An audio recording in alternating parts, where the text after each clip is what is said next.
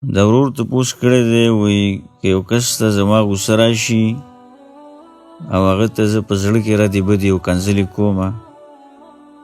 نو په دې باندې زه ګناهګارېږم او که نه. عجیبه سوال یې کړی دی.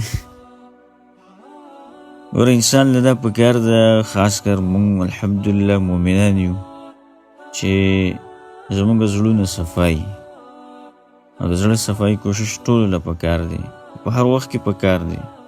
او کله چې د زړه صفا که نو دا قسمه خبرې او دا قیسې دا به ستا زړه ته بلکل نه راځي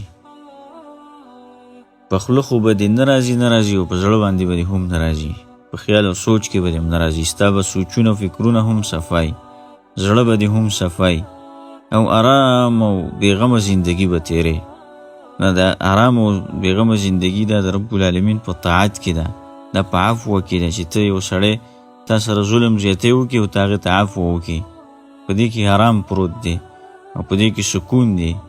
او که ته په زړه کې هغه ته څه وایې نو هغه ته خو څه نقصان نه شي رسولی او شرعي حکم د دې مسلې هغه دا دی چې په دې باندې الله ته نه رانیسي حدیث کې راځي چې ان الله تجاوز عن امتي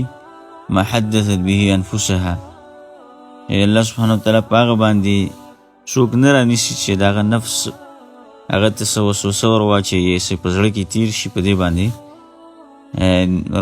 الله سبحانه وتعالی څوک نه رانیسي تر څو پورې چې هغه د خولې نه نه یې رایستې او هغې باندې عمل نه کړی نو تر هغه پورې په دې کې په دې سړی نه ګناهګارېږي خو ما تاسو ته ووایي چې عفوه پکار ده او د عفوه چې کله ته چاته کوې نو ته به په سکون باندې وخت تېرې او دا نبوي اخلاق دي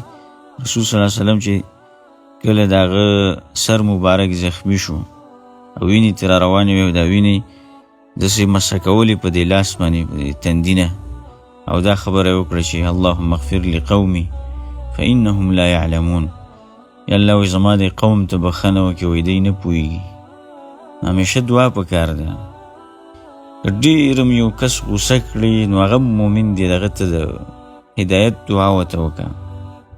چې الله دې دته هدایت وکړه دې پوهه کړه د هدایت دعاګانې کوه والله اعلم.